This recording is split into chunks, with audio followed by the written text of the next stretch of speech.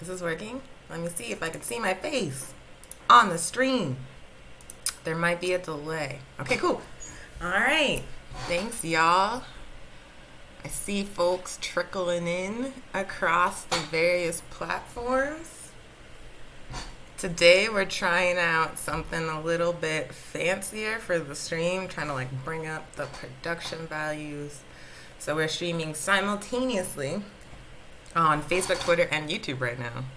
Say hello to Facebook, Twitter, and YouTube.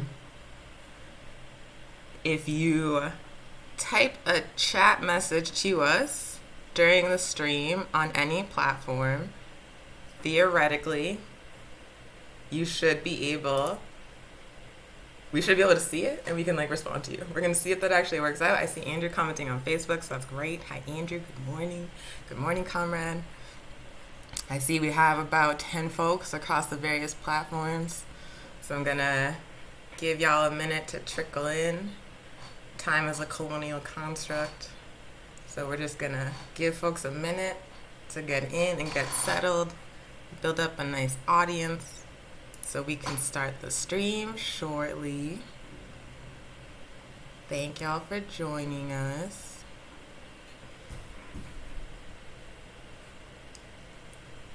This is dope. We're doing this simultaneous streaming on 3 platforms, as well as chatting with y'all on one like unified chat box, as well as like these cool, these cool graphics that we have overlaid. We're doing this all with open broadcasting software, which is like free and open source, and you can like find, oh god, lipstick on my teeth.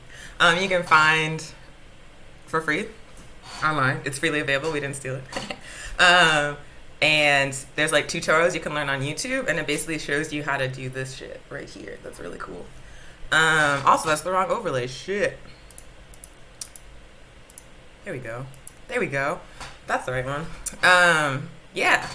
And then to stream simultaneously on multiple platforms, we're using Restream, which is a service that lets you like connect to all your social media pages and start one unified stream. There will probably be like a watermark on this, like probably in the lower right somewhere, but we covered it with our graphic. Sorry, Restream, but this is dope. The OBS software is free. Restream is like $14.99 a month.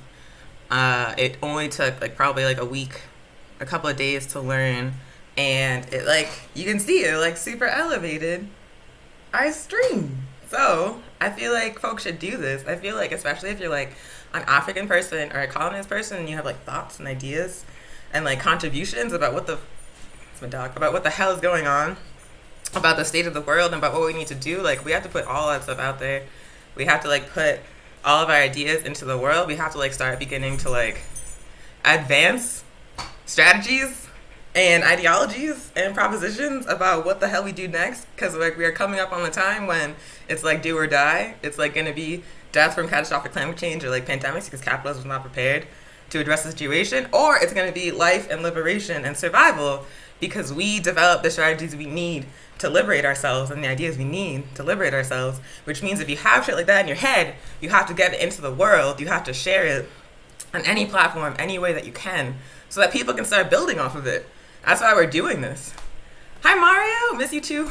I'm so glad that you're watching. Mario's joining us on Twitter. It's working. But yeah, we have to put our ideas into the world. We have to like share them. We have to let people develop them. We have to like put them into practice and see if they're right or wrong or not. Like it's life or death. So like if you are an African person, a colonized person, particularly a youth, particularly a queer person, like consider starting your own media platform. It actually does not take that much work. We started Hood Communist in a month. We started the stream in a week.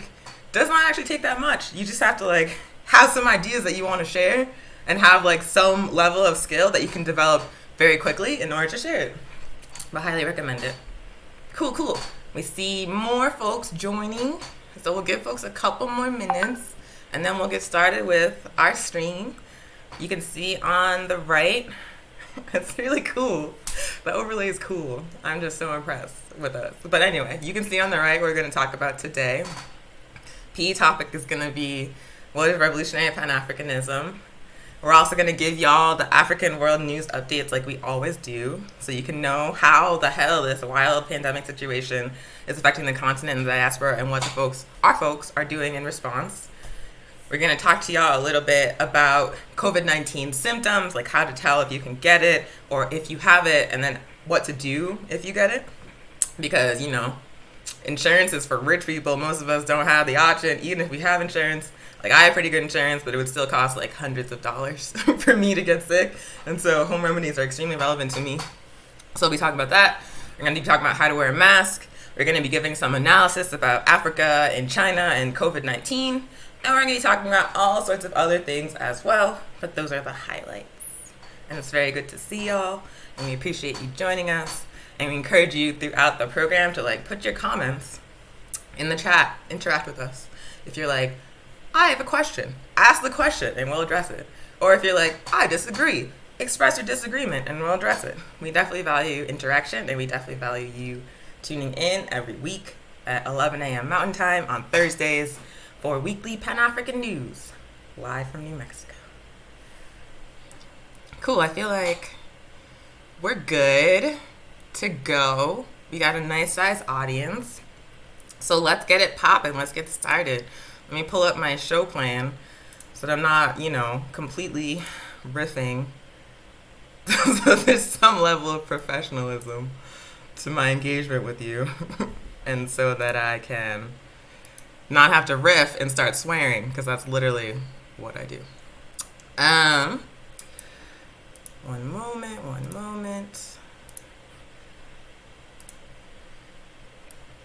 Just making sure that this program is on the right window so that I'm not having to be looking away from your faces as I'm reading it, because I want to be looking at your faces. Cool. So this is Weekly Pan-African News, live from New Mexico. My name is Onya Sanwu. I am an organizer with the All African People's Revolutionary Party and the All African Women's Revolutionary Union, specifically the chapter in New Mexico.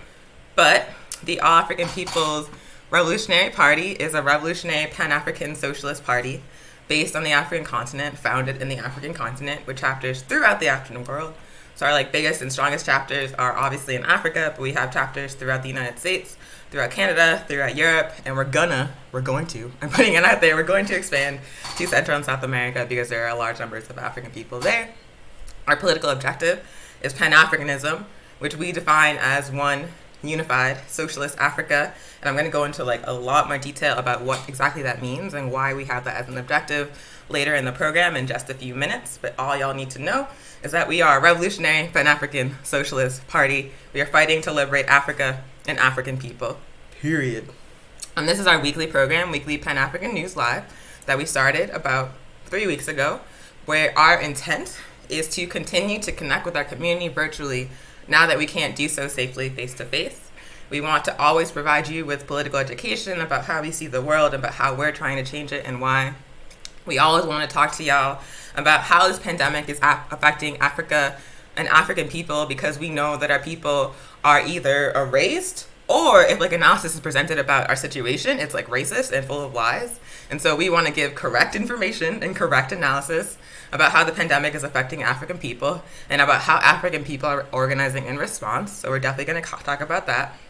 And then we also always give y'all, basic educational information about COVID-19, because even from the sources that you would consider authorized, correct, what they have vast resources and media platforms in order to disseminate their message, entities like the CDC are giving people intense misinformation about what is going on. For the past 2 months, the CDC said you don't need a mask. You don't even know how to do it right, you goddamn pros. And then, lo and behold, after the entire rest of the world is why aren't you wearing masks? The CDC is actually you need a mask. It's just bananas how much misinformation about this pandemic and about how this virus is spreading and about how it's affecting people has been coming from official sources. And so we are using the media platforms that we have created for our people to advance correct information, because we cannot rely on these entities, clearly. So definitely going to give y'all COVID-19 updates, as well as local New Mexico updates, as well as information about community defense work that the APRP is doing, as well as community defense work that some of our partners and comrades are doing here in New Mexico. So we always want to start off the show with a land acknowledgement. We want to acknowledge that we are on occupied Tiwa territory here in Albuquerque, which is where I live. This is stolen indigenous land, as the entirety of the Western Hemisphere is stolen indigenous land. The indigenous nations who this land belongs to are still here, are still fighting to get it back, are the just and rightful stewards of this land. And if we have anything to say about it, they're going to get that land back, just like we're going to get Africa back. Period. So every single show we want to acknowledge we are on stolen land.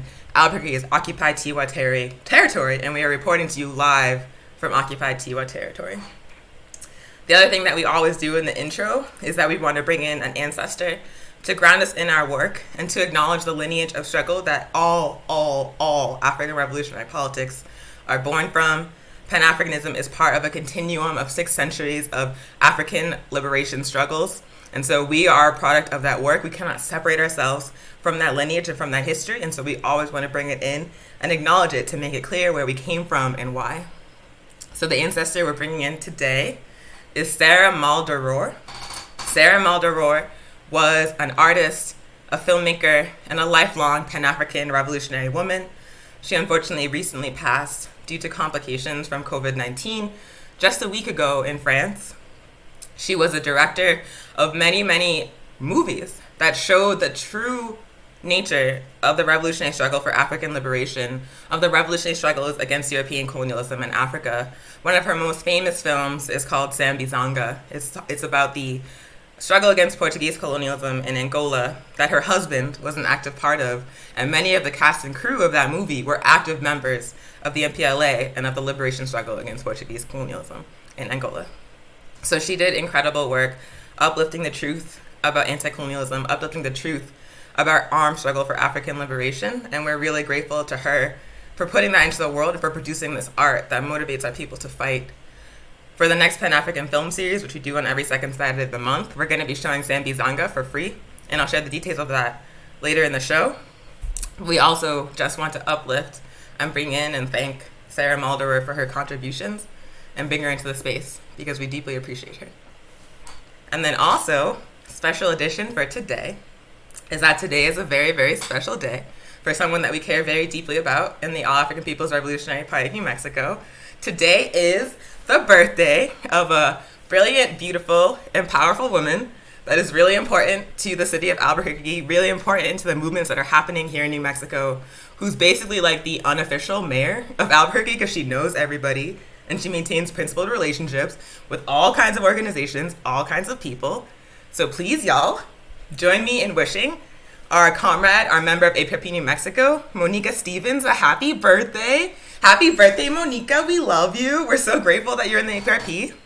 We hope it's an awesome day. And we're going to dedicate this show to you and to Sarah Maldoror because we love you and we appreciate you. And you do so much. And I have no idea how you have the capacity to be so helpful across so many different contexts, including the APRP. But you pull it off. And you do it while being a badass mom, while being a badass revolutionary, and it's really great. So thanks, Monica. Happy birthday. Cool. So that was intro. Welcome. It went a little long because I wanted to make sure that we gave our people props. So today, let's jump right into the political education topic. So, oh, look at that. Look at what I did. So today's political education topic is a deep dive into the question, what is revolutionary Pan-Africanism? What is it? Why? What is it? Why are we Pan-Africanism? Why are we Pan-Africanists? Why does the APRP have the objective of Pan-Africanism? What does that mean? Let's get right into it. So once again, Pan-Africanism is a political objective. That political objective is one unified socialist Africa. One unified socialist Africa. Why? Well, it does not take, scientists to figure out, to see clearly, that the continent of Africa is exploited and oppressed. And that everywhere where African people of African descent, black folks, exist, no matter where we are in the world, we are exploited and oppressed. But even though this is the reality, We are poor, exploited, and oppressed. Our home is poor, exploited, and oppressed. Africa is actually the most resource-rich landmass on the face of the planet. It has the highest quantities of precious minerals required to make advanced technologies. It has the highest quantities of arable land that's required to grow food. Like, it has enough arable land on the continent to grow food for the entire world. It has the highest percentage, the highest population of young working class people in the entire world. It has the fastest growing and youngest labor force in the entire world. So Africa is rich in resources, Africa is rich in arable land, and Africa is rich in a labor force that is young and fast growing. Africans are actually going to be the majority of the population, of the Earth's population, and not too long, quiet as it's kept, probably like in 20, 30 years, it's going to be mostly African people on this planet. So anyway, so Africa has all of these things, but the capitalist system requires to function. Meaning that the entire global capitalist system, the entire global economy, depends on the exploitation of Africa. All of these resources that are found in vast quantities in African nations that are systematically underdeveloped and colonized are the requirements to produce the goods and the commodities that keep the entire world economy growing. I will give you an example. So, how many folks have heard about coltan? It's a precious mineral that's only found in a couple of places on Earth, coltan. One of the places coltan is found is China, and one of the places coltan is found is the Congo. Coltan is a mineral that it's used to produce lithium-ion batteries. Lithium-ion batteries are found in basically any kind of electronic device that you have to recharge. So if you have an Android phone, if you have a laptop like the one I'm screaming on, if you have a Fitbit or an Apple Watch or an iPhone or a Prius or any kind of electric car, you have coltan in the battery that's in that device. Those batteries cannot be made without this mineral that's only found in the Congo and in China. And this mineral, in order for these companies that produce these goods to turn a profit, to make money and produce billions of dollars, coltan has to be found for cheap. Now, knowing that coltan exists in China, what are the odds that an American company could go to China and be like, we want to pay you pennies on a pound for this coltan? What do you think China would say? China had a whole ass socialist revolution in which they overthrew European colonialism and instituted a people's government. And so now when China wants to sell resources or products to the global market, China is the entity that defines how that shit's gonna go. They define the prices, they define the terms of the deal.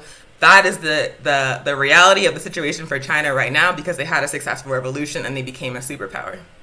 However, the Congo has been colonized for hundreds of years, continuously.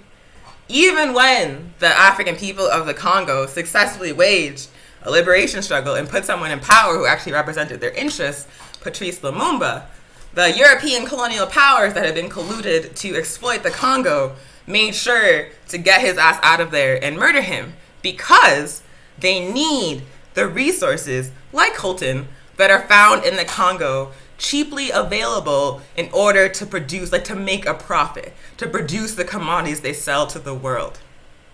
So the reason why the Congo is exploited and the reason why the Congo is the source of this coltan that's being put in the devices that I guarantee that you're on right now is because the empire, the capitalist system, depends on cheap resources from Africa to continue going. Coltan is one example. Coltan is found in almost every single smart device that exists today, and most of the coltan in the world comes from the Congo. So that's just one example. And also, another thing about the Congo and about coltan and about how the entire U.S. tech industry and most electronic companies rely on this mineral that's stolen from African people and from Africa is that in the beginning of the year, you might not have heard, there was a lawsuit filed by children in the Congo and their parents against a number of major American tech corporations that you definitely know the name of. Companies like Google, like Tesla, like Apple, like Dell, were all sued by this collective of African children and African families from the Congo. And the substance of the lawsuit was that they were saying these companies knowingly purchase precious minerals like coltan that are mined illegally in the Congo, meaning stolen from the Congo by children, by African children, some of them as young as 8 years old. They're being forced to work in these mines to get this precious mineral for these corporations. They're being forced to work without safety equipment. Like we're gonna talk about later about how, you know, all these so-called essential workers are actually disposable workers because they're not getting protective equipment to be able to do their job safely. And that is the exact situation in the Congo, and it's happening to kids. And so the lawsuit is saying that these companies know that it's African children that are being forced to mine these minerals. They know that these minerals are being mined illegally, and they're still making the deal because they want the cheap minerals above anything else. Above protecting the land in the Congo, above protecting the lives of the children, above, of course, the liberation of Africa. The liberation of Africa would take that shit out of their hands. It would mean they would have to pay a fair price and they couldn't steal that shit. So of course they don't want the liberation of Africa. But look up that lawsuit. It's still actually pending. It's still in court. And it was in the news for a second and then it went away because news about Africa is not consistently covered in the United States or really anywhere outside of Africa. So you probably never heard about it, but look up that lawsuit and you will see that even in the text of the suit, you can see in detail how the relationship to the Congo works and why with these corporations and with the United States. So that mineral is just one example of a resource that's stolen from Africa that is used to produce goods that every single one of us use on a regular basis that Africa sees no benefit from, sees no money, sees no resources, sees no fair jobs or good jobs, sees nothing but literally child slavery, exploitation, and destruction of the earth. So one example, that's coltan. There's many, many, many more. Like I said, the foundation of the entire global capitalist system is the exploitation of Africa. So things like rubber in your tires and the bottom of your sneakers is coming from rubber plantations in West Africa that's being harvested by exploited African labor. Things like cocoa in Nestle products, like in the candy bars you see in the checkout lane, comes from plantations in West Africa that are once again using the exploited labor of African children who are paid either pennies on the dollar or nothing to harvest this cocoa. So like the fucking Hershey bar, the Mars bar, the Snickers bar you see in the checkout lane, the cocoa in the chocolate covering in that bar comes from Africa and is harvested by African children. And one thing I learned when I went to Ghana with the African People's Revolutionary Party the first time is that the children who harvest that cocoa are often not even able to taste the fruit of their labor. Meaning that the price of chocolate, like the finished chocolate produced from the cocoa these children are harvesting, is so high their families can't afford it. So they can't even eat the chocolate. It's all sent overseas. The cocoa is stolen from Africa and harvested using exploited African labor. It's particularly the labor of children. And then those children can't even taste it. Like I could go to the store right now and get a candy bar for $1. Because what happens is these resources are stolen from Africa for pennies of the dollar. They're shipped around the world and they're used to produce commodities that the working class all of the world eats. But Africa sees no part of it. No part of it. And this is intentional. They have to keep Africa underdeveloped. They have to keep Africa exploited because they need these resources and our labor to be cheaply available for this entire system to function. Is it starting to make sense? This is why Africa is kept on the bottom. This is why Africa insists on the bottom, because this entire system cannot keep running without exploiting Africa. Without exploiting Africa. It needs us to be exploited in order for capitalism and imperialism to continue.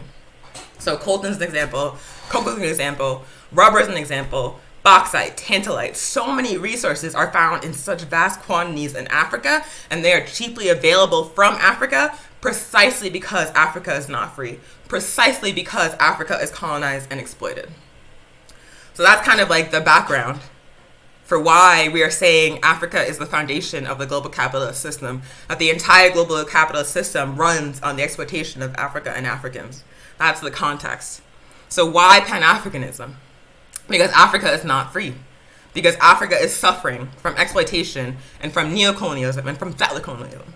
What is neocolonialism? Briefly, neocolonialism is basically a new and different form of colonialism. That's what the prefix neo means.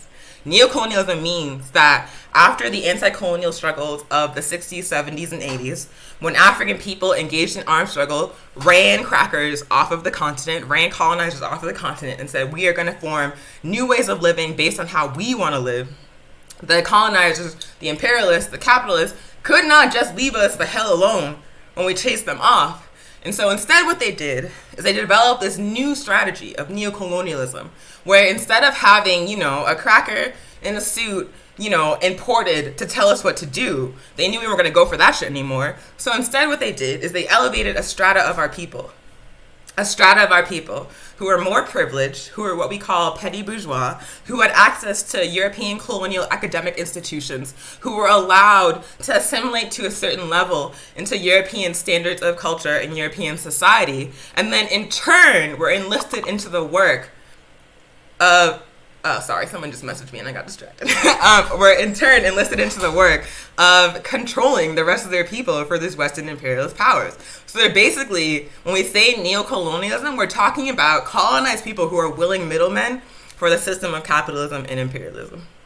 So after the anti-colonial struggles that overthrew the old-style colonialism in the 60s and 70s and 80s in Africa, the imperialist powers turned around and instituted a system of neocolonialism that they imposed upon us through like a network of puppets and sellouts that are willing to be agents, for France, for the United States, for Belgium, for Britain, in exchange for selling out their own people. So that is the present reality of Africa. Africa went through a period of anti-colonial struggles that were successful, that pushed imperialist powers back, and the imperialist powers in return rallied again and imposed neocolonialism, and that is the current state of Africa. Africa is still colonized. Africa is still not free. Africa's resources are still exploited and stolen. And so the reason why we are saying that we need pan-Africanism is because we believe the only way we can stop these imperialist powers from continuously changing tactics, from continuously enlisting stratas of our own people against us, from continuously figuring out ways to destroy and undermine and infiltrate our liberation struggles, is if the entire, every single people's movement, people's organization, and nation on the continent of Africa and in the diaspora unifies around this one objective of liberating the continent and uniting it around scientific socialism. We think that the only way that we are going to decisively defeat colonialism, capitalism, and imperialism in Africa is if we unify the African liberation struggle and fight once and for all to liberate our continent and to unify it under socialism, period. The divide and conquer shit is what got us in the first time. The divide and conquer shit is how colonizers were able to exploit class and gender contradictions on the continent during the transatlantic slave trade in order to kidnap our people. It's the same contradictions that allowed them to play one segment of our people against another in order to gain control of our land. It's the same contradictions that destroyed liberation organizations throughout the anti-colonial struggles. It's the same divide and conquer shit that has always worked for colonizers across the entire earth, across all kinds of colonized people. And so we're saying we have to interrupt that. We have to stop that. We have to unite the people's parties, the people's organizations, the people's movements, and unify Africa, period. That is the strategy of Pan-Africanism. That is what we are trying to do. And it's super important to understand that this is not a recent invention. This is not something that the APIP pulled out of the air. We were founded 50 years ago by Kwame Nkrumah. Kwame Nkrumah was the first democratically elected president of the first nation in Africa to gain independence from European colonialism, Ghana. When Ghana gained independence, Kwame Nkrumah, in the speech given on Ghana's first Independence Day, said, "The liberation of Ghana is meaningless without the total liberation of the rest of the continent," because he understood exactly what I'm saying to you now. That one independent African country completely surrounded by colonized African countries is a sitting duck that imperialism is ultimately going to be able to regain control of. And that's precisely what happened. He understood that the only way that Africa could consistently fight off imperialism, could consistently fight off cracker colonialism, is if Africa united and fought as a united front against our enemy. So Ghana got independence, and Kwame Nkrumah did not stop there. Kwame Nkrumah was like, we need to build a Pan-Africanist front. We need to build a Pan-Africanist movement. And he worked throughout his entire life to intentionally build connections with liberation struggles and liberation and African revolutionaries all over the continent. Principled relationships that were decisive factors in the anti-colonial struggles that followed Ghana's independence. So we did not make this up.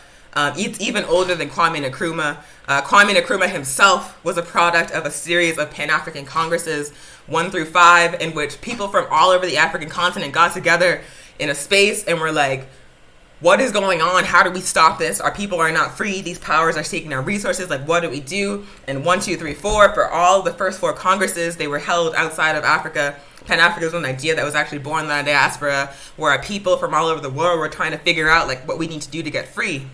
But the decisive Congress was the 5th Pan-African Congress, because before, the first 4 had been kind of like academic, maybe academic spaces is what I'll say. It was mostly like petty bourgeois people who were getting together, who were basically like theorizing, how do we get these imperialist powers to do right by us? How do we get them to treat us as equals? Like, they had anti-colonial, like, in essence, demands, but the nature of the demands was such that they were appealing to colonialist powers to act right, which we already know. It's been 5 centuries, like, they're not going to do it. They're not on their own just going to decide to treat us like human beings. They are very, very committed to maintaining the exploitation of Africa and the exploitation of African people until the earth is destroyed. So waiting on colonial powers to do the right thing by us was just not a good strategy, even though the demands were anti-colonial in essence. But the 5th Pan-African Congress was moved to Africa, and it was made up of working class African people and students who were actively engaged in national liberation struggles. It was made up by the people who were directly affected. And so the nature of what they were proposing changed. They were like, these colonial powers are not going to do right by us on their own. They were like, we know that they are not going to give us our liberation because it's the right thing to do.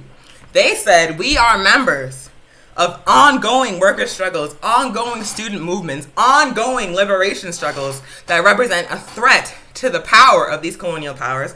And so rather than appealing to those colonial powers to do right, what we're going to do is work to strengthen and unify all these anti-colonial struggles that we're all engaged in and form a united front to fight colonialism in Africa. That's the significance of the 5th Pan-African Congress.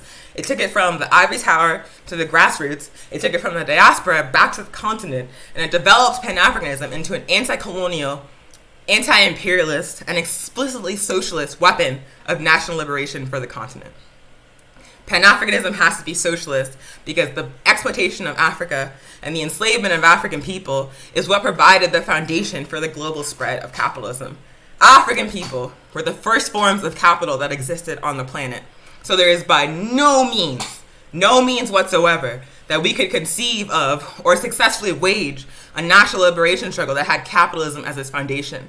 We need the antithesis. We need to destroy the system of global capitalism because it's the system of global capitalism that is leading to the exploitation of Africa. Pan-Africanism must be the antithesis of colonialism, must be the antithesis of imperialism and capitalism, and it does so by being decolonial and being socialist, period. Pan-Africanism that is not socialist is useless. It's useless. If you want to fight about it, put it in the comments. I definitely will. But point blank, period, we need socialist, anti-colonial, anti-imperialist African liberation, period. So, Pan-Africanism is one unified socialist Africa. The global foundation of the global capitalist system is exploitation of Africa and African people. The system cannot function without resources and labor stolen from Africa. And so our strategy is one of unification and liberation under scientific socialism to extract Africa from the global capitalist system, to say, no, actually, we're going to use the vast resources of our land to meet the material needs of our people, to say, rather than using our minerals to build Priuses and drones and military technology and robot vacuums, instead we're going to use the vast resources of Africa to make sure every single African person, no matter where they exist in the world, whether it's at home or abroad, has access to healthcare, has free education, has free safe housing, has good employment.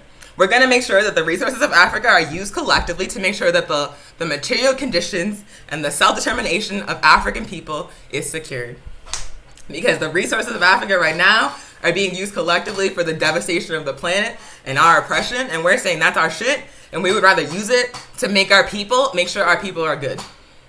That should not be controversial to any African person. That is our land, that is our home, those are our resources, and we should be able to control them democratically and collectively under a socialist government. Those resources should be used to secure the future of African people rather than being used to prop up the global capitalist system. We're taking our shit back. That's what Pan-Africanism is about. It's about taking our shit back.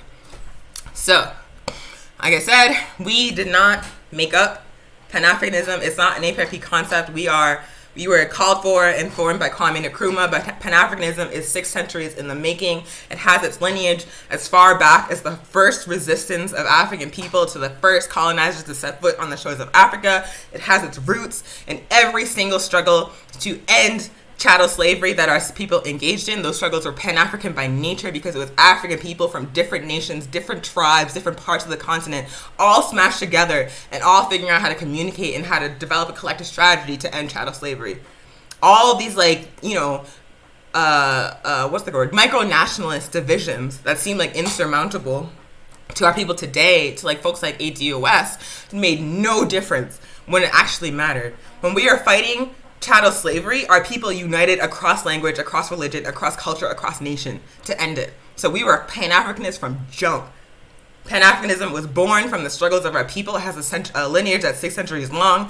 It was born from the Pan-African Congresses. It was born from the struggles against European colonialism. It was born from people like Marcus Garvey, who had still to this day, the largest African organization that's ever existed, the United Negro Improvement Association. It was born from people like W.B. Du Bois. It was born and it was developed further through the national liberation struggles, the revolutionary anti-colonial struggles waged in Africa by people like Sekou Touré of Guinea, by people like Amilcar Cabral of Guinea-Bissau and the PIGC, by people like Thomas Sankara. I feel like for some reason Thomas Sankara is like always regarded as like his own separate thing because European like cracker communists like did like a weird Che Guevara thing with him where he's like considered as a brand separate from the context that produced him. But Thomas Sankara was like a contemporary of revolutionary Pan-Africanists and an acolyte of people like Kwame Nkrumah and Sekou Touré. So he was not an independent entity. He was born of the same struggle that produced Pan-Africanism. He comes from the same political tendency and the same lineage. But for what like Europeans they just want to be putting people on shirts because they're cute and they like separate them from the context that created them, and it's really stupid. But yeah, so Thomas Sankara is part of the lineage of Pan-Africanism. Julius Nyerere from Tanzania, Samora Mitchell from Mozambique, Walter Rodney from Guyana, Winnie Mandela, Miriam Makeba, Kwame Ture, Robert Zibugwe, like every single major anti-colonial struggle that took place on the continent of Africa had its roots in revolutionary Pan-Africanism, was touched and influenced by revolutionary Pan-Africanism. So just making it clear that we are not, you know, out in the field by ourselves as the APRP when we're talking about Pan-Africanism as an objective. We are taking up the mantle of a struggle that was started many, many, many centuries ago by our ancestors, and we are taking it forward into the 21st century with this objective of revolutionary Pan-Africanism. We are part of a lineage that you are part of too if you're an African. You just probably don't know about it because history is hidden from us. So just to conclude this section, Pan-Africanism is a revolutionary political objective for the liberation of African people. That objective is one unified socialist Africa. When Africa is unified and socialist is free, African people are going to make sure that its resources are used to make sure every single person, African person everywhere, has healthcare, has housing, has education, has good employment, has safety for themselves and for their family that we have never known under this capitalist system. We're going to make sure that no African person anywhere goes hungry. We're going to make sure no African person anywhere can get sick and can get no help for it. We're going to make sure that the resources of Africa are used to ensure the future of African people instead of being used to exploit us. And also, Pan-Africanism and the liberation of Africa and the liberation of our people is our first priority, but it's also our contribution to the struggle to liberate humanity and all life on Earth. Because as I said repeatedly throughout this 20 minutes, and I hope it penetrated, the entire capitalist system, this entire global system that we all have to deal with, is built on the exploitation of Africa and Africans. It cannot function without the exploitation of Africa and Africans. Which means that if we liberate and unify Africa and make it so these fucking looting ass capitalist companies, these colonizers, these imperialist powers cannot steal the resources of Africa to make their systems function, to build up their nations, that means it's a wrap for that global capitalist system. It means once Africa's out of the equation, once Africans define how much our resources are going to go for and what resources we sell, once we set the terms of the deal, that is a wrap for capitalism. Because capitalism cannot function without resources stolen from African people in Africa and cannot function without stolen African labor. So capitalism has to go in order for like the planet and all life on it to survive. And our struggle for Pan-Africanism is our contribution to that struggle to kill capitalism. Africa is the key. Pan-Africanism is how we liberate it. Period. So we definitely encourage y'all to put those questions, comments, concerns, random thoughts in the comments, and we will keep looking at them as the show goes on and address them as they come up. But that was the political education section. We do that on every show. There is no APIP event that happens anywhere that doesn't have a political education component, because we believe very strongly in what our ancestor Malcolm X said, which is that you cannot organize a sleeping people. You have to wake them up first, and then you get some action. So what we were trying to do with this political education is wake y'all up. Hopefully you got something from that. And again, put your questions in the comments. Next section. Look at that. Cool. All right. African world news. Like I said earlier, like, you cannot get accurate information about Africa from this system, from these like mainstream media sources on any level. It's always going to be like some level of racist and stupid. And so our intent with this section of the program is to just give y'all information about Africa and how Africa and the African diaspora are dealing with a pandemic that is not racist and stupid. So, updates. I'm just scrolling and moving windows around because I can't see my screen. 1 second. Just take a break from talking. All right.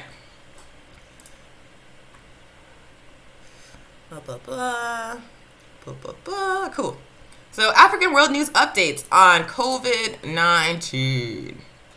So, first and foremost, obviously in the West, here in the United States, and also throughout Europe, we are pursuing the strategy of lockdowns. These lockdowns are being imposed by the top, with the intent being that if people are staying in their homes, they're not going to be out spreading the virus willy-nilly. The issue with these lockdowns in the West and throughout the world is that they're being enforced with police or military or other security forces. And we already know before the pandemic that entities like that were murdering and brutalizing African and colonized people, and that trend has not stopped during these lockdowns.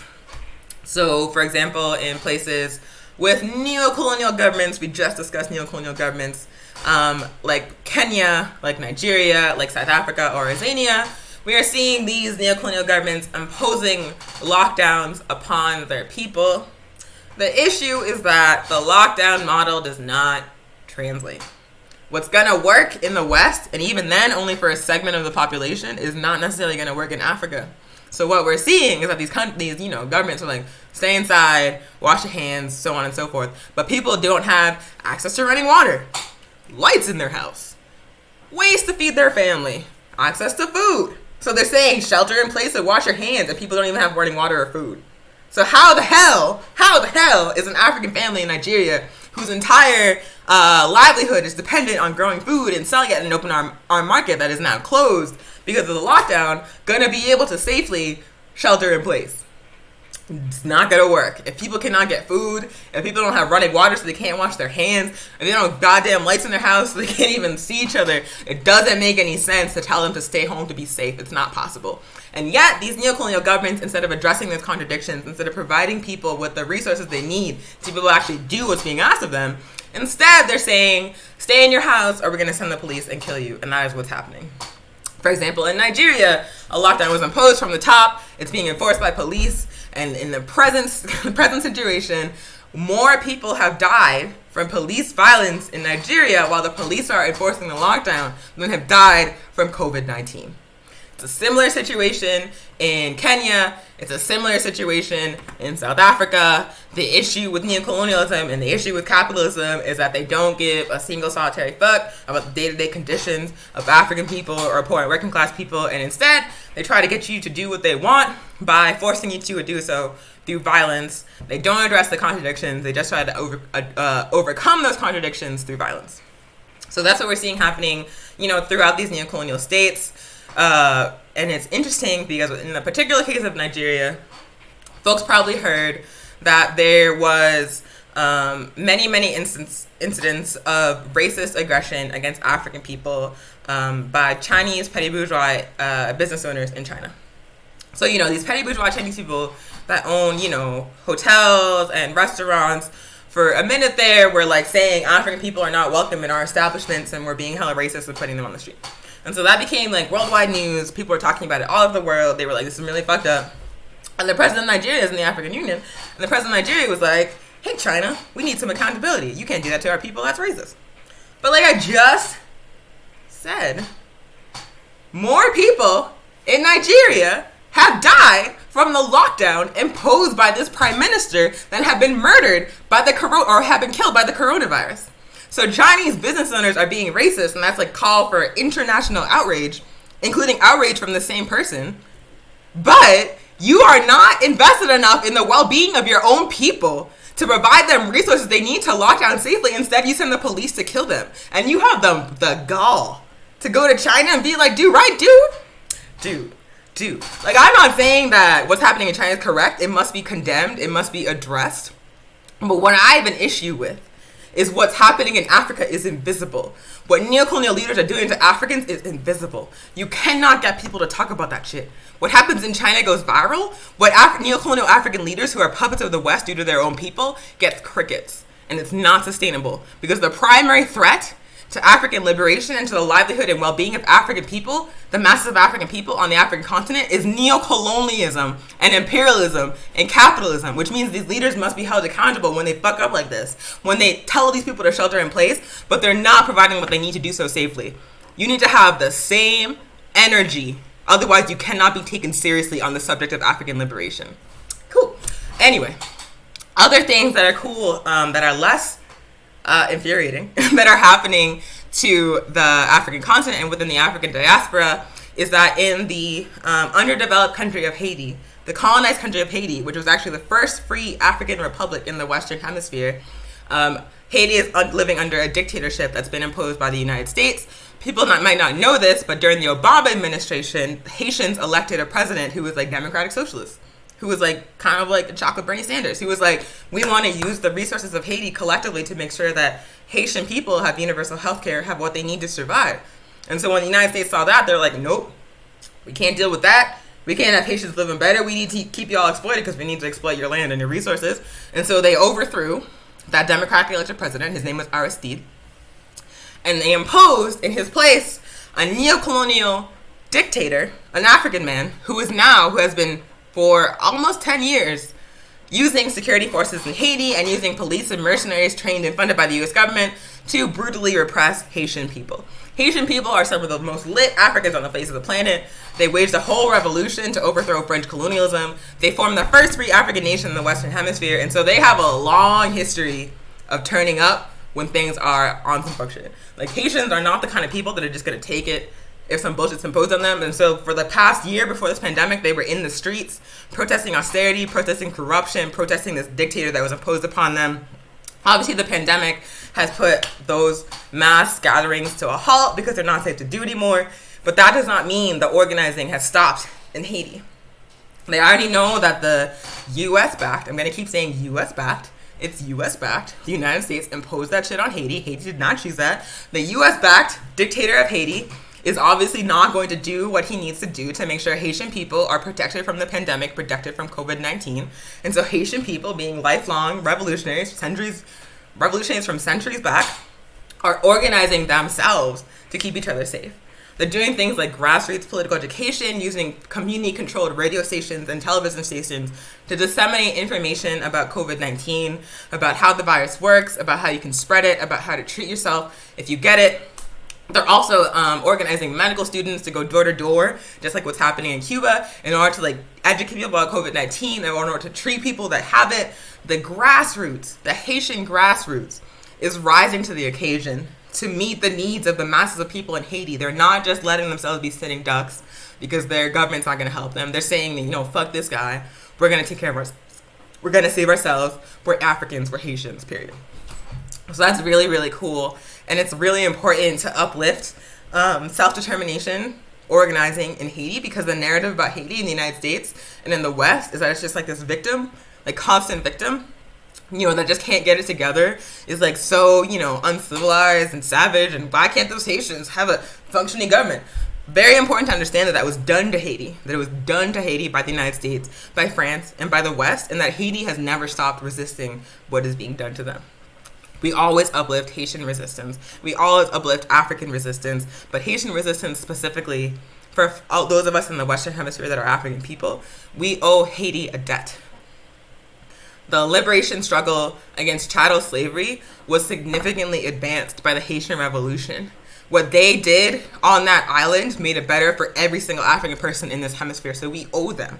We owe them. And we are not repaying that debt right now. Right now, the U.S. government is targeting and attacking Haiti with impunity, and you cannot get people to talk about it here. We got to do better by them. So that is why we uplift Haitian resistance. And that's why it's extremely important to do so.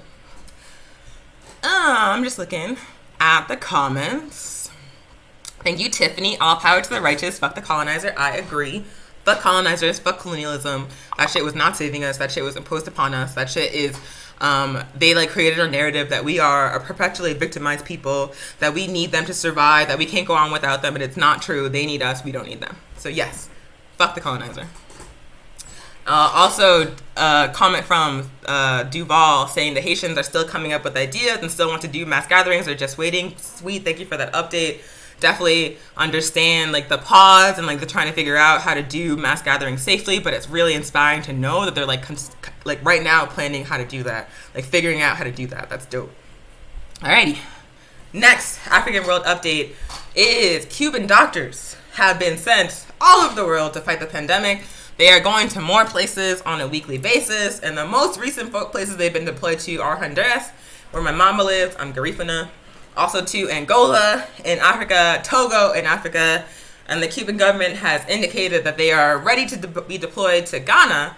But Ghana, although it's a neo-colonial state that's also doing that lockdown thing where they're telling people to shelter in place, but they're not telling people how they're gonna be able to like eat or like take care of their families, is actually handling the pandemic on a medical level quite well. They're having like really great outcomes in terms of treatment for folks that are contracting the virus in Ghana. And so it seems unlikely they're actually going to need Cuban medical support because Ghana's got it. It's unfortunate that like the got it is happening within the context of a neo-colonial government that's imposing a lockdown from the top without, taking care of the needs of its people. But it is positive that Ghana has the medical advancements necessary to treat its people at this time. So that's dope. And yes, Andrew, it is correct. Every White House has supported puppet leaders in Haiti. The U.S. also straight up occupied Haiti for over a decade in the early 20th century and killed many, many, many thousands of Haitian people. So yeah, the U.S. has like a long, long, long history of messing with Haiti for no other reason but then to keep it oppressed and exploited and to punish Haitians for liberating themselves. That's it. The U.S. basically treats Haiti like a giant island plantation, and it has for a long ass time. And it's most acute recently under the Obama administration and the Clintons, Hillary Clinton specifically. And that is why whenever someone says that she was she's ever a lesser evil in any context, it makes me want to fight because no, the fuck she's not. Anyway, so that's what's up with Haiti. Cuban doctors going anywhere. Other thing that's happening in terms of, COVID-19 news that affects African people is these raggedy ass protests we've been seeing in the United States, in which a number of middle class Europeans that have no sense and a deep commitment to selling out are having these protests in which they're demanding that the economy be reopened, that we reopen America. So, God, a couple of things about these protests. They're obviously full of racist and silly people. But something that's super important to understand is that they are not spontaneous. They're not truly grassroots. Like when you see them, you see the folks in like camo, you see folks like with signs saying I need a haircut. They seem like salt of the earth, regular ass Europeans, run-of-the-mill crackers. But what these protests actually are is an organized campaign with kind of like a high level of national coordination. Meaning that these protests are not just like pockets of Europeans like randomly deciding all at once that we're going to do a stupid racist thing. What it actually is right-wing, like rich right-wing people, including like the Koch brothers, like the one Koch brother now because one kicked it, as well as a number of like who's who of right-wing rich people who like do this astroturf kind of shit, who are funding and coordinating these protests and deliberately trying to mask them as like grassroots movements. So these are not truly like just regular salt of the earth people saying we need to open America. These are petty bourgeois, like middle class Europeans who are colluding with ruling class Europeans in order to force the so-called like, you know, essential workers, to force like the colonized working class people whose exploitation of the partition of the United States back into an economy that wasn't working for us in the first place. They're not saying they want to go back to work. They're saying they want us to go back to work. And they're doing that because these billionaires who are like major employers of the United States are losing money, are seeing their incomes like in their wealth like, you know, crash and crater because it's all dependent on exploiting our labor. So really what they're doing is just colluding with rich people to save rich people's ass. That's it. But it's being presented as like grassroots and working class movement. But it's not. It never was. And the other interesting thing about these protests, these like astroturf ass, fake ass grassroots protests that are being funded by rich, racist billionaires, is that they didn't start, like none of this opening America discourse started until it became clear who was actually dying from the pandemic in the United States. When it became clear, like when the numbers came out of Detroit, out of St. Louis, out of Mississippi, and it became clear that the disproportionate number of people who were suffering and dying from COVID-19 were African, Chicano, and indigenous, that is when these crackers decided it's time to reopen America. Make the connection, because they already did. They're not saying they want to go back to work. They're saying they want you to go back to work. They're not saying they're going to sacrifice themselves for the economy. They're going to sacrifice your ass for the economy. So do not fall for that shit. Make the connection. Realize that they were not doing this shit until it became clear that it was killing us. And we are expendable. We are acceptable losses in the eyes of settler colonialism. And so these Europeans are like, okay, let's get it going. Let's get the machine going again. Let's get this fucking colonized death going. I gotta maintain a middle class settler lifestyle. Like, that's what's happening. Super important to understand, because I have seen some sadly confused colonized people, sadly confused African people upping these protests like it somehow is in our favor or in our interest. And it's super important to understand, no, like they're out there because they want your ass to die cutting their hair during a pandemic. They're out there because they want your ass to die serving them food at fucking Chili's. Like, they don't give a fuck about you. Please don't co-sign these protests, because oh my god, they're doing it because we're expendable. So yeah, updates. African world updates on COVID-19.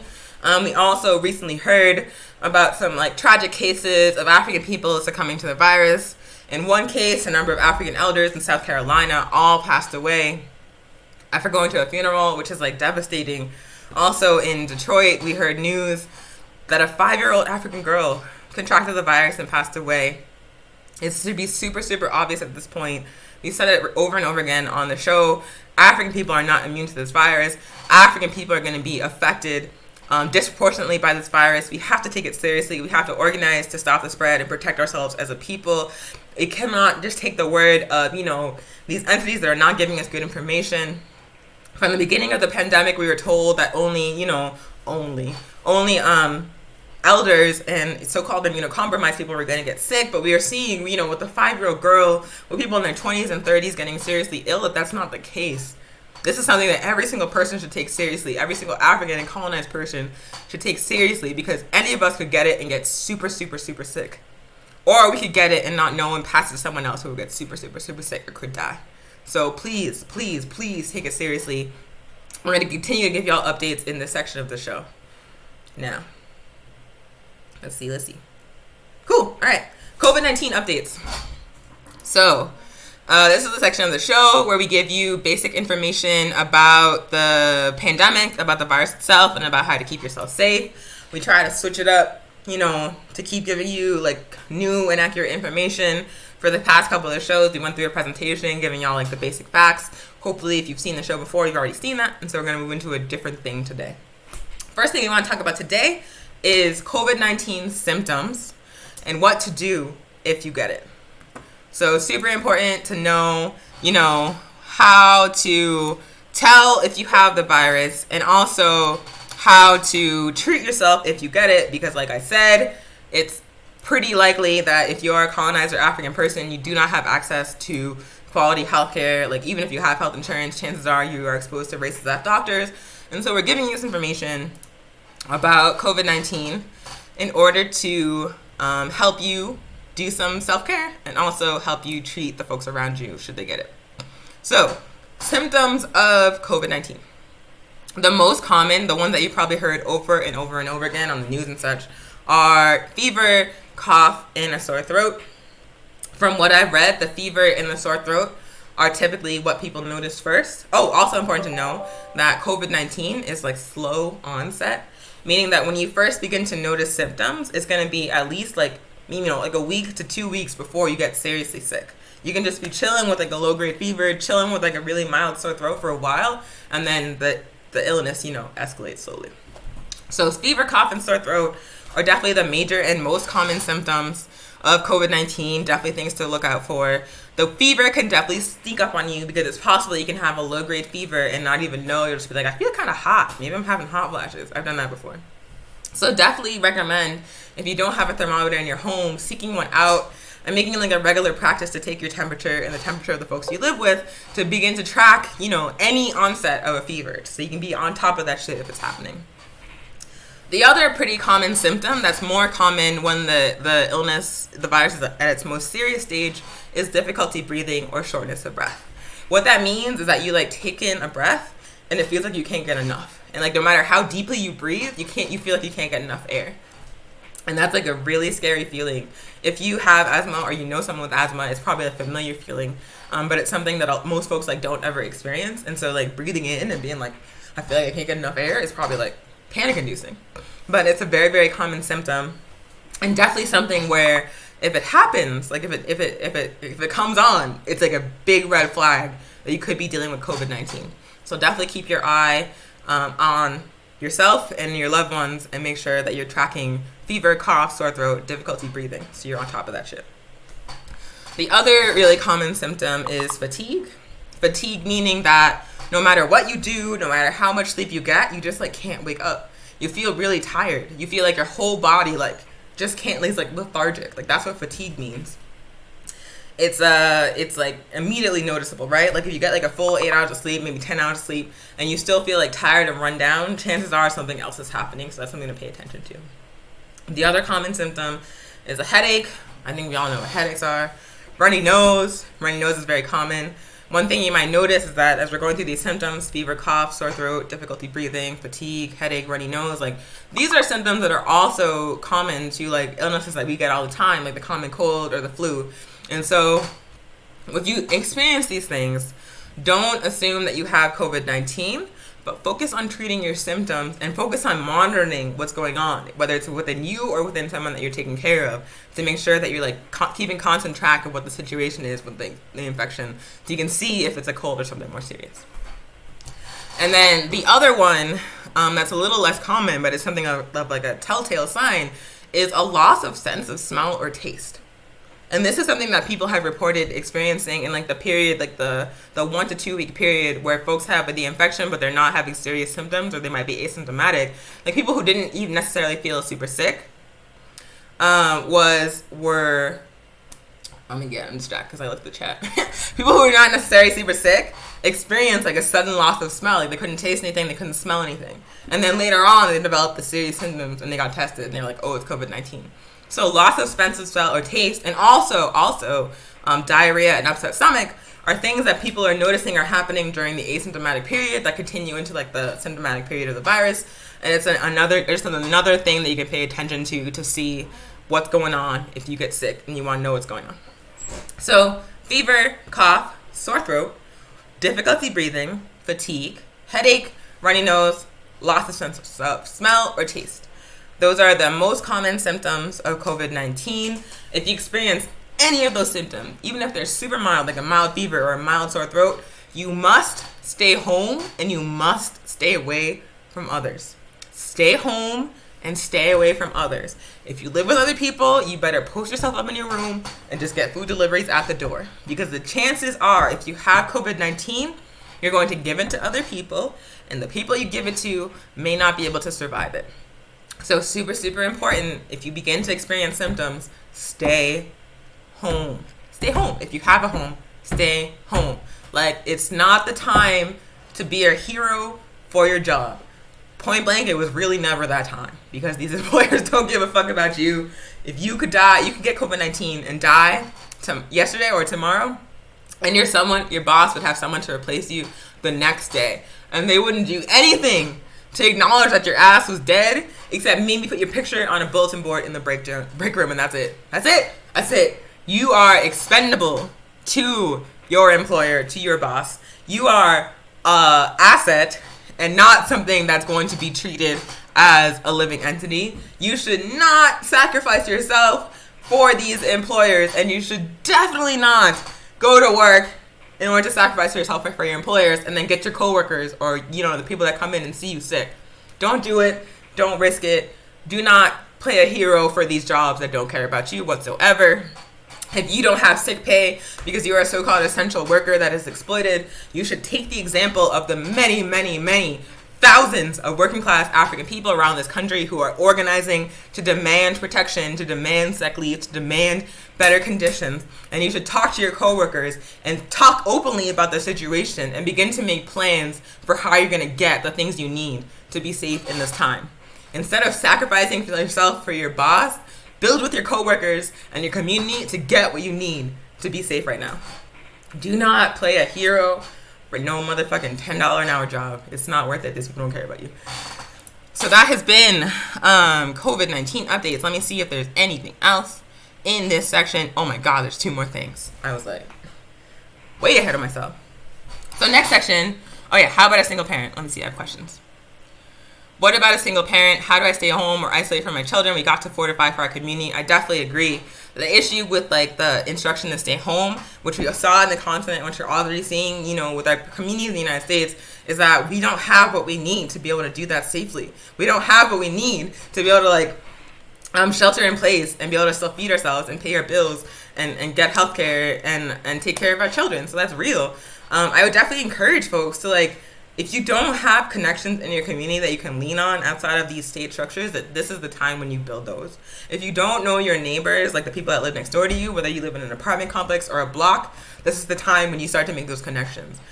Whether we live or die for the duration of this pandemic is going to depend on our level of our organization and the strength of our connections to each other.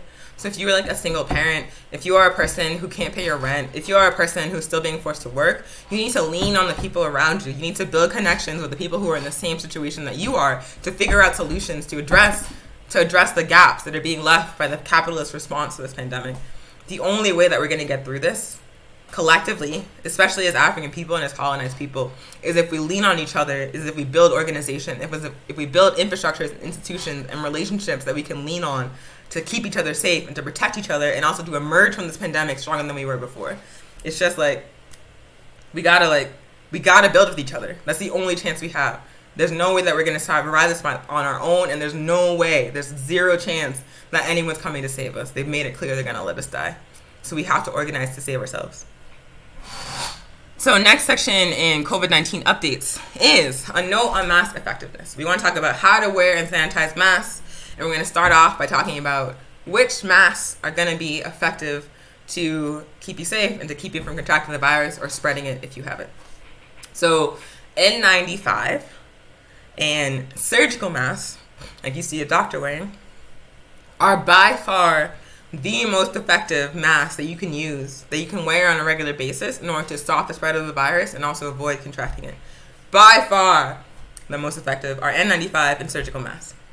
The issue, of course, is that for probably since February here in the United States, we have seen worldwide, national shortages of these masks. You cannot go to a store and get an N95 mask in most places in the United States right now.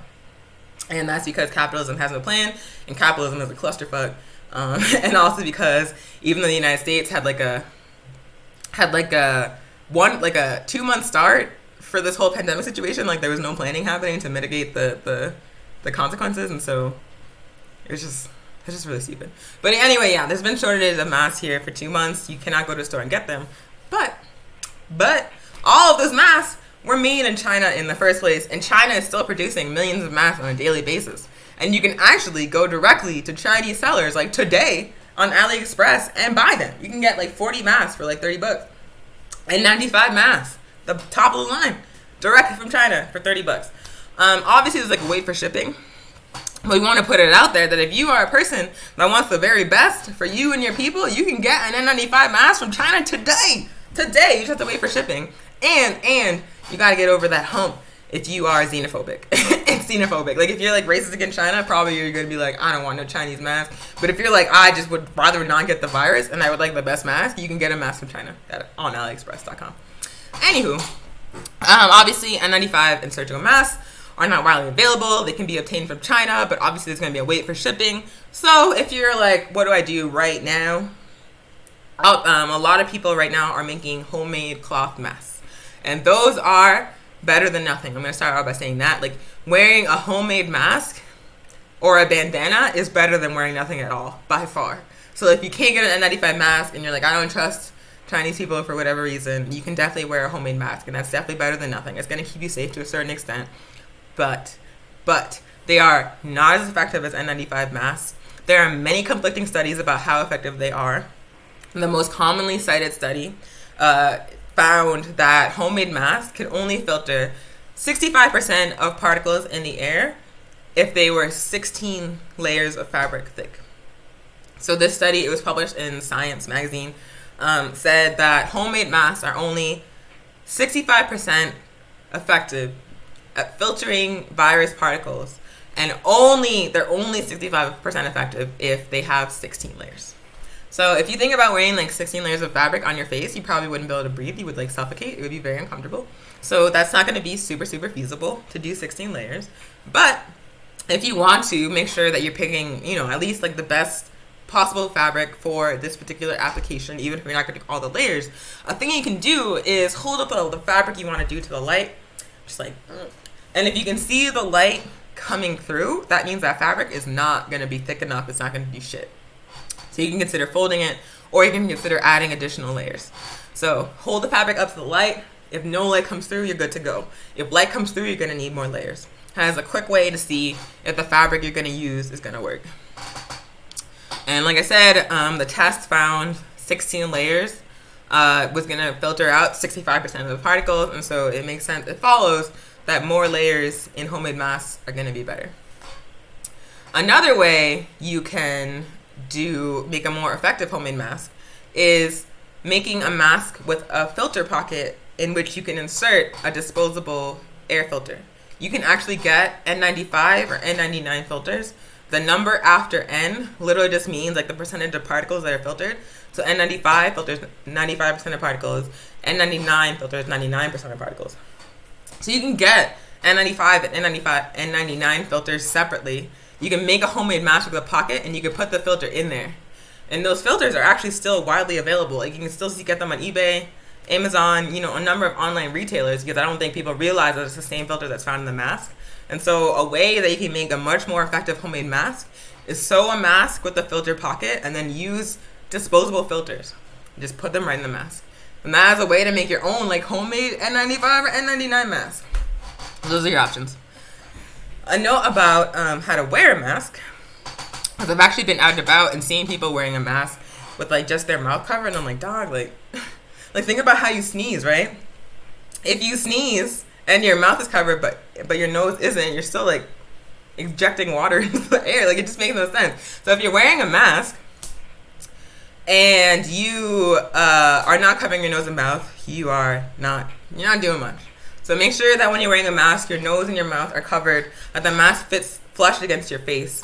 And the way that you put it on, if it's like an N95 mask, is that you hold the front of it in the palm of your hand. You put the straps around the back of your hand. You put the mask against your face, and then you pull the straps around the back of your neck and the back of your ears. And then make sure it's flush against your face with no gaps, covering your nose and your mouth, and you have worn it correctly. You should be aware that when it's worn over your nose and your mouth, you're going to be, expelling water vapor. So it's going to make the mask damp.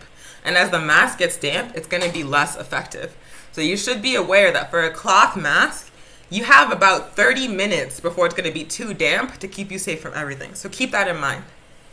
Also, for a disposable mask, like a paper mask, you have even less time. You have 15 minutes before it's going to be too damp to be protecting you from anything. So keep that in mind. Definitely, schedule your time out and about in such a way that you're minimizing it, and that you're also being aware of how effective your mask is, and maintaining physical distance, at least 6 feet away from people, that you are avoiding crowded locations in order to double up on that protection. Other notes about cloth masks is that they should be washed daily. There's absolutely no excuse for wearing a spit-soaked bandana without washing it 2 days in a row. That's gross under any circumstances, and it's likely at that point that the bandana is saturated in the virus. So wash your cloth mask every day, every single day. If you have a washing machine, you can throw it in there and then into the dryer, and that will kill the virus. If you don't have a washing machine, if you're on a laundromat, you can wash it by hand in your sink with hot water and soap, and then air dry it. And then after you wash the mask, whether it be with a washing machine or a hair dryer, you can dry it, or rather you can sanitize it in an oven at 158 degrees on low heat for 30 minutes to kill any remaining bacteria viruses.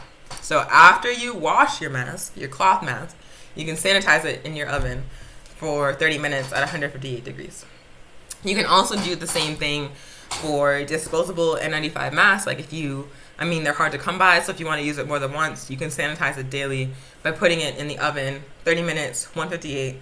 But understand that each time you do that, you lower the efficacy of it. So eventually you're going to want to get a new mask. And then the other last thing is that we want to discourage folks from using, spray disinfectants to disinfect their masks. Please don't spray Lysol on your N95 mask or spray Formula 409 on your N95 mask.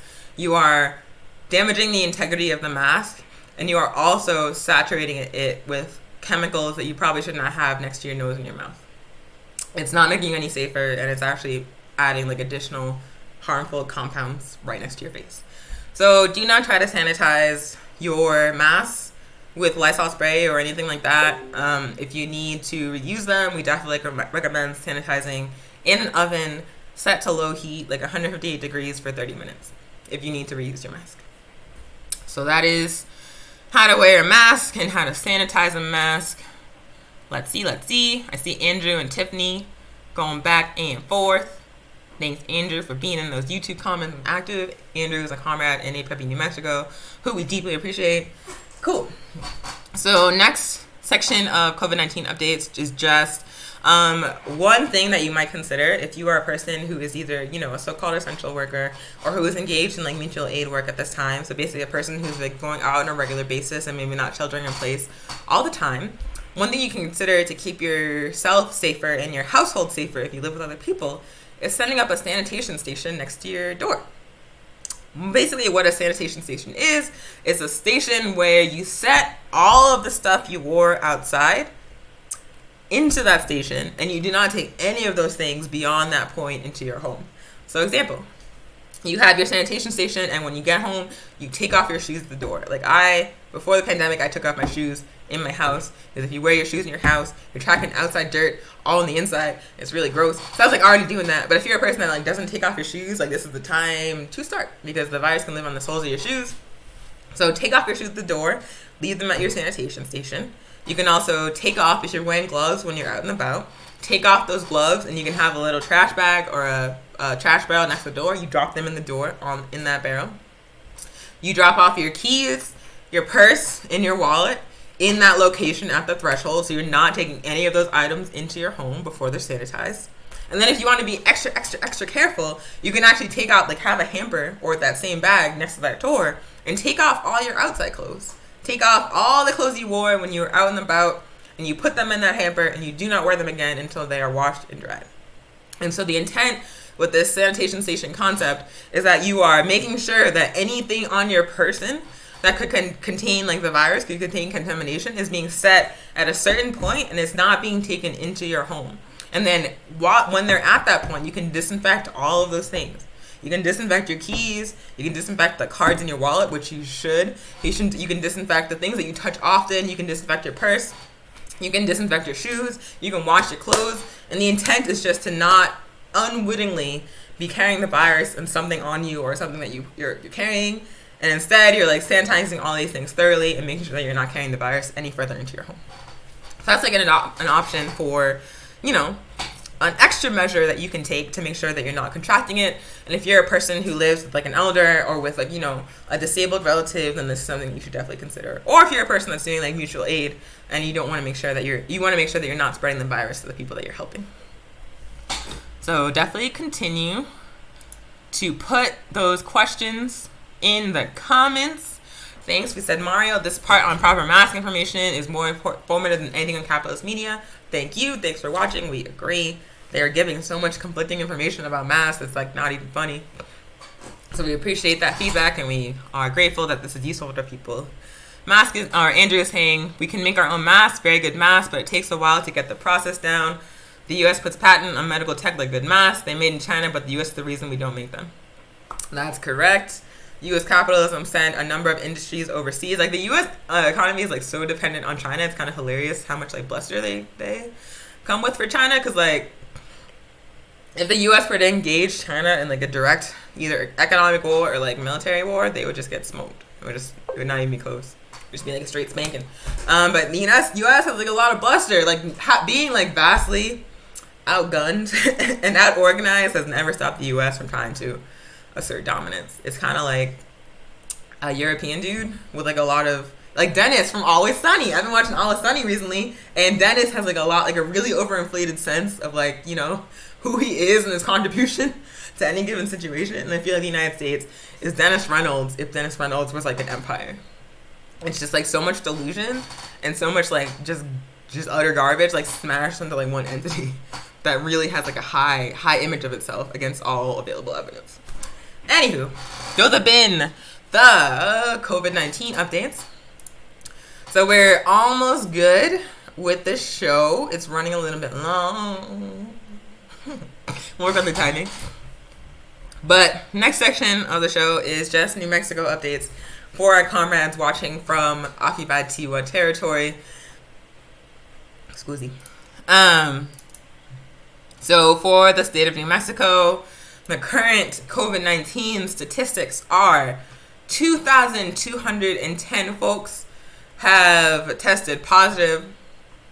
547 folks have recovered after testing positive, and 71 people now are deceased. For the past like week or so, we've been seeing the New Mexico totals go up by around 80 to 100 folks. And so we're seeing, more infections on a daily basis right now. So, one thing though about infections in New Mexico is that the overwhelming majority of positive cases in New Mexico are actually indigenous people. Like what we're seeing happening to African people in spots like Detroit and St. Louis is actually happening to indigenous people in New Mexico. African people represent 3% of the positive infections in the state based on who's being tested. That's a big caveat. It's based on who can get access to a test, and it's a lot of people who can't get access, so that's important to know. And we're 3% of the population of New Mexico, so it's roughly commensurate with our proportion of the population. Indigenous people, on the other hand, are 15% of the population in New Mexico, but they're 36% of the positive infections. So precisely what's happening to African people in other places is happening to indigenous people here in New Mexico. And just that infection rate in African people is not an accident. It's not an accident. It's not a consequence of our individual choices or our culture or anything about us. It was because we are a colonized people that has been systematically underdeveloped, that has been disinvested, that has seen money and resources taken out of our communities, that has seen hospitals and schools closed for decades. The reason why we are seeing so many African people infected is because African people are colonizing the United States. This is something that is done to us. And it's the same situation for indigenous people.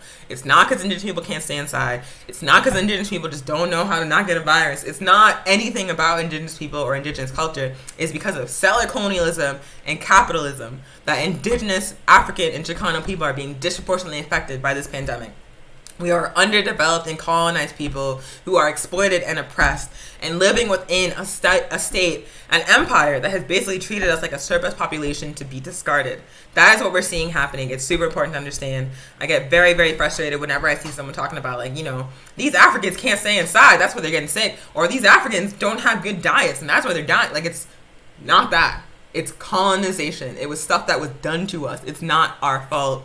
It's the fault of colonialism and capitalism, always, always. And so that's why indigenous people are being disproportionately impacted here, and why African people are being disproportionately impacted elsewhere, and why Chicano people are disproportionately impacted in New York. It's because of settler colonialism and capitalism and imperialism. The same reasons why we're all here in the fucking first place. So those are the updates. Unfortunately, indigenous people are disproportionately impacted. Also, state of New Mexico, the governor has declared an eviction moratorium, which theoretically is supposed to say that, courts in New Mexico are not going to be processing evictions for the duration of the shelter-in-home orders or shelter-in-place orders. In practice, that's not actually what's happening. Landlords are still filing eviction proceedings. And in order for folks to get those to stop under the moratorium, they must video chat with a judge and provide evidence. And then it's up to the judge's discretion whether or not that eviction is going to proceed.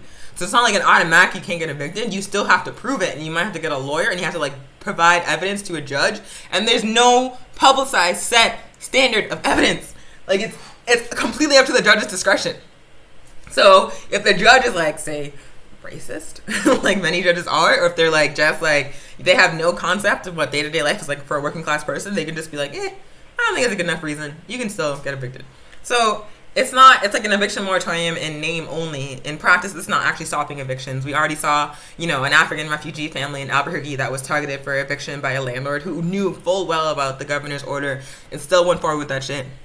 So people are still having to deal with this despite the moratorium. And then on top of that, an eviction moratorium is not enough. Why is an eviction moratorium not enough? Because even if your landlord can evict you, if you're still being charged rent on the first of every month, at the end of the eviction moratorium, however long it lasts, you're going to owe thousands of dollars. You might have $1,000 a month rent that you can't pay right now because 22 million people got laid off, and there's no, they can't even access the unemployment insurance website, and there's no resources coming in. So if you are, even if you qualify for the eviction moratorium, that rent is being charged April, May, June, July, and then whenever the moratorium's up, if it's up in August, congratulations, you owe $5,000 all at once, and if you can't pay, you're still getting evicted. So clearly, even if people our evictions are on pause, if people are not having income coming in and rent is still being charged, it's still going to be a disaster at the end of the moratorium. So what we need, understanding that millions of people are suddenly out of work with no backup coming, what we need clearly is a rent freeze. And what a rent freeze means is that no rent is charged because people cannot pay. No rent is charged because people, point blank, have no money to pay their rent right now. So rather than just this stopgap, this Band-Aid of the eviction moratorium, stop charging people rent. There's no money. I don't understand why this is not clear to the people who are on the top. My God, how far removed are you from a working class lifestyle that you don't understand that if someone loses their job, they can't pay their rent?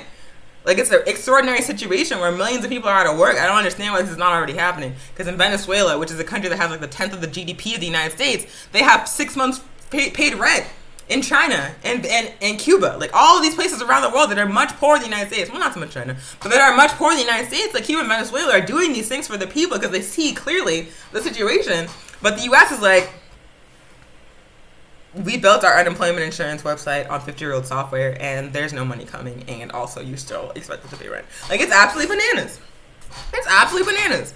Obviously, it's been really 2 months into this, and there's no movement on a rent freeze on a national or state level coming from the top. And so we are very aware that it is unlikely that these people are going to do the right thing on their own, which means we, as African people, as colonized people, as working class people, must organize to save ourselves. We have to organize with other people who cannot pay their rent. There's millions of people right now who cannot pay their rent, and organize rent strikes all over New Mexico, all of the United States, because we need to push for state level and national level rent strikes, because it's the only way that people are going to emerge from this hole.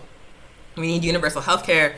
We need freely accessible medical treatment. We need freely accessible testing for everybody. And we need a rent freeze. How do you have a situation where 22 million people lost their job in a week, and you're just like, I hope you can pay rent, Pete? Like, it makes no sense. It makes no sense. It makes no sense. Like, the only way out is a rent freeze. And the only way we're going to get a rent freeze is with a rent strike. It's a rent strike. If you are a person that lives in an apartment complex, you need to start talking to your neighbors, because I guarantee you, you're not the only one that can't pay. You need to get that conversation out in the open and talk to them about what's going on, and talk to them about what y'all can do collectively to withhold your rent intentionally. Instead of just like not paying because you don't have the money, say I'm making a choice to not pay rent, and do that alongside other people. You can't do that by yourself, but if you build with other tenants, if you organize the majority of the people in your building to not pay rent, there's not a goddamn thing your landlord can do but work with you.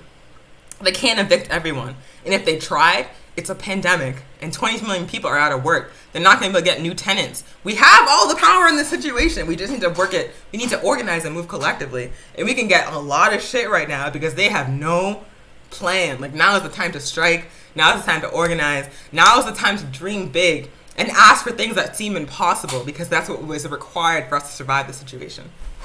So New Mexico has an eviction moratorium.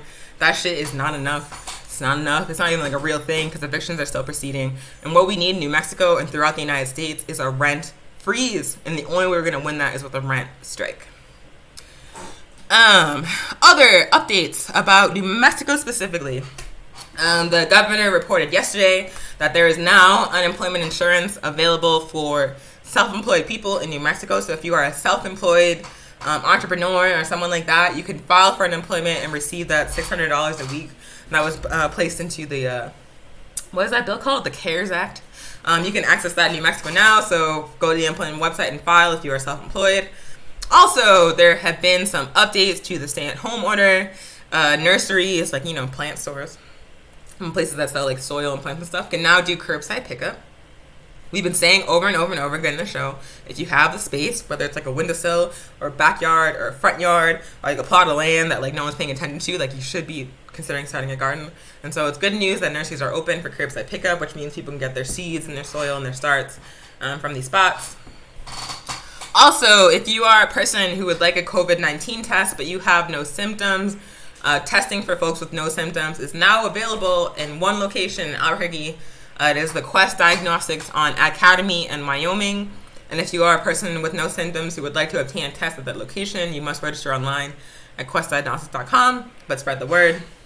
One thing I didn't mention or forgot to mention in the symptoms conversation is that it's super important to know that you can have COVID-19 and be contagious and have no symptoms.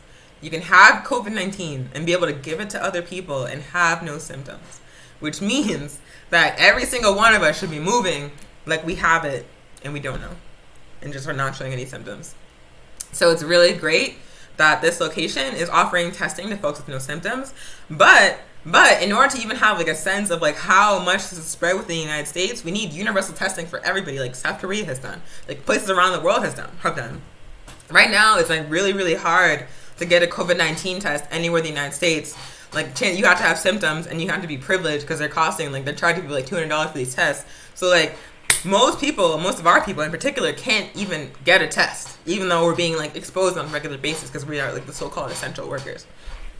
So, it's cool that, this location, Academy of Wyoming, is offering this to people with no symptoms, but it's not enough. We need universal testing in order to know how far this is spread. Right now, we have no idea of the true number of infections and deaths in the United States from this pandemic, and it's bananas. It's out of control how little this is being controlled in the United States.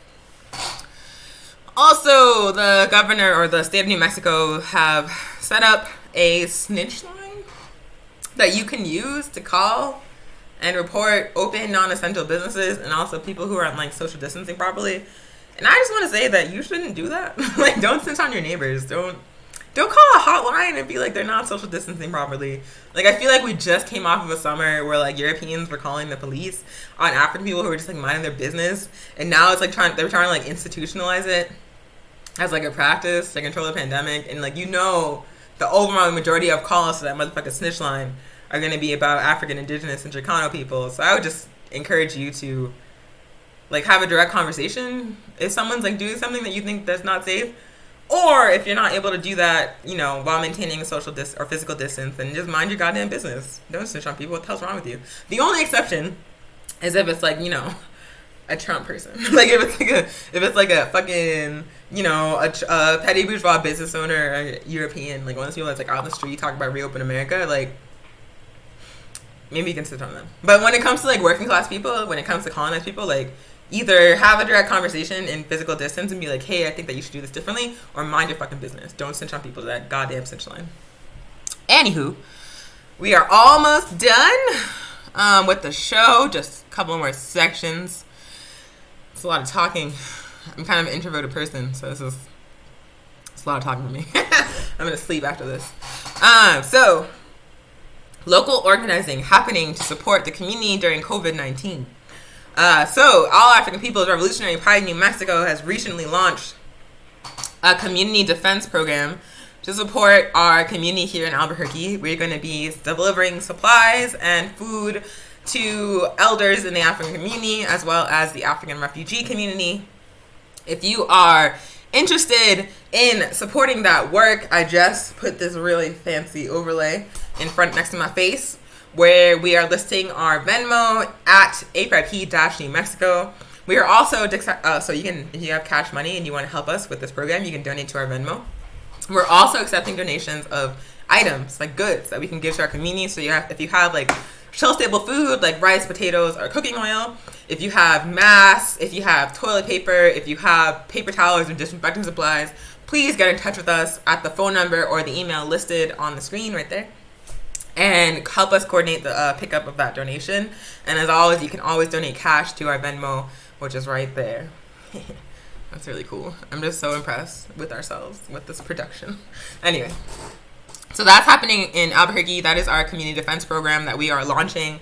This is a program that we want to develop into an institution within the African community in Albuquerque. We believe, once again, that no one is coming to save us, that we must organize to save ourselves. And that means we have to create programs and institutions that are bigger than us, that can be taken up by the community to meet the basic needs of our people.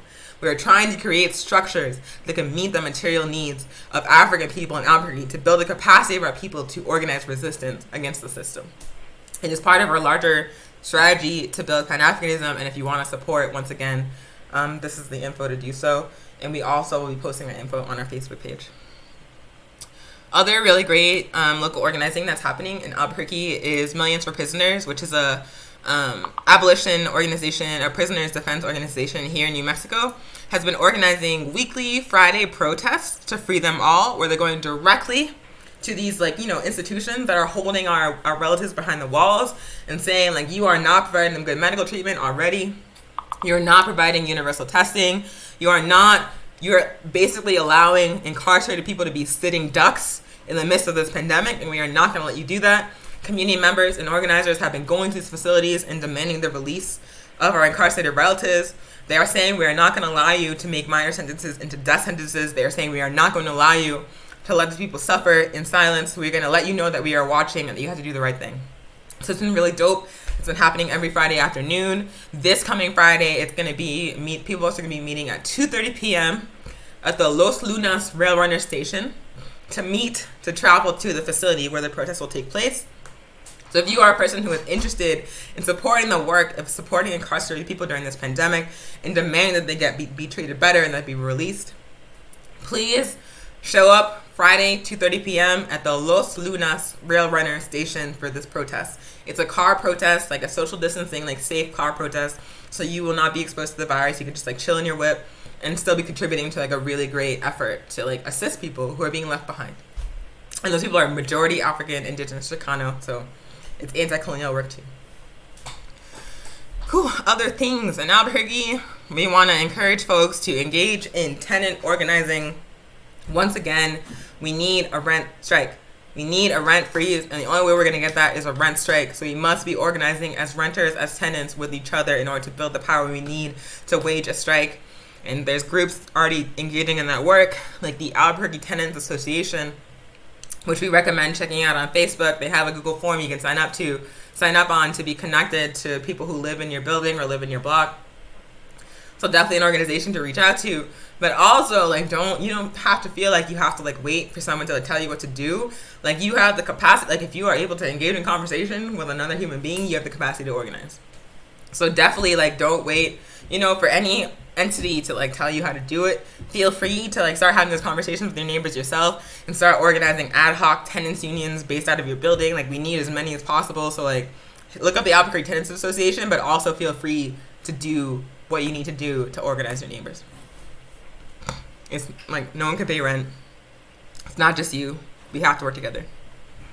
Other things happening in Albuquerque are obviously the Albuquerque Mutual Aid Project has been making deliveries of food and necessities to folks all over the city of Albuquerque and beyond. For a month at this point, they fed thousands of families. It's really great work that's being organized by community members who give a fuck, who are like, we have the capacity and the skills and the resources. We're going to figure out how to serve our people in this time. And that's literally how it started. It's really dope work. If you are a person who needs deliveries of supplies like food, or if you want to contribute to mutual aid work in Albuquerque, you can go to ffol.org/mutual aid. And on that page, you will find a form to either request a care package or another form you can use to submit a donation. ffol.org is the website of the Albuquerque chapter of Fight for Our Lives, which is a youth organization that is one of the organizations organizing the mutual aid project, along with Millions for Prisoners and Save the Kids, New Mexico. Other things. If you are a hungry person, or if you are a person who knows someone's a hungry person, the John Brown Breakfast Club is still doing its weekly burrito giveaway, its weekly community feed, every Saturday morning at 9 a.m. at the corner of First and Silver. The breakfast burritos are big, and they're, like, really good breakfast burritos, although I might not be, like, the most discerning person when it comes to breakfast burritos, but I really like them. But yeah, if you know houseless folks, if you are a person who is food insecure, this is a free hot meal available in a care package every Saturday morning at the corner of First and Silver at 9 a.m. Spread the word, support, donate to the John Brown Breakfast Club. Other cool things that are happening is the Red Nation has a community feed on the last Sunday of every month at 1 p.m. at 1421 Central Ave Northeast. It is an outdoor community feed. They're asking folks not to come into the Red Nation office because it's a pandemic. It's dangerous. So you can grab a breakfast burrito, which I'm sure is also banging, from them on the last Sunday of the month at 1 p.m. You can also, the Red Nation is right now soliciting donations to support their members and also support Indigenous nations in New Mexico. As we already discussed, Indigenous nations have been hit particularly hard by this pandemic, and so the Red Nation is organizing to support their community. If you want to support that work, follow the Red Nation on social media and donate to the GoFundMes and the PayPal that they have posted in order to raise funds to support Indigenous communities in New Mexico. And that's it for that section. I don't have an overlay for the next section, so I'm just going to put the how to donate right there. Yeah. If you want to support, once again, the community defense work that the All African People's Revolutionary Party New Mexico chapter is doing here in our city for the African community, please donate to our Venmo or call us or email us to organize a donation of goods. Please do that. And I'll leave that up for the rest of the show. So in terms of upcoming events, there's actually like a lot of stuff happening. I feel like we're busier during this pandemic than we were before, but there's a lot of work to do to support people, so it's positive. First is that next Thursday, we're going to have another edition of this show. We do it every single Thursday at 11 a.m. Mountain Time. So next week, if you tune in, it's going to be April 30th, which is the day before International Workers' Day, May Day. So we're going to be talking about what is May Day, and also talking about what is a general strike. If you are active on the leftist side of the internet, you probably have seen many calls for a general strike. And so we want to talk about what a general strike is, what's the purpose of the strategy, and what we can achieve with that strategy in this moment. And that's what we're going to be discussing on Thursday, as well as what the hell is May Day? What is International Working Day? That is next episode, next Thursday. Also on that same day, but in the evening, Thursday, April 30th, we are having the next teach-in organized by the New Mexico Anti-War Coalition. The New Mexico Anti-War Coalition is a coalition of community groups in New Mexico that is working to fight imperialism and to raise consciousness about U.S. imperialism here in the city of Albuquerque. We're kind of a hub for a lot of intersections of the U.S. empire and the U.S. military-industrial complex. There's like a lot of military bases here, a lot of military contractors here, a lot of water has been poisoned by the military here, a lot of land has been destroyed by the military here. So we have an intense stake in having folks understand the connection to what is the situation in Albuquerque and U.S. imperialism.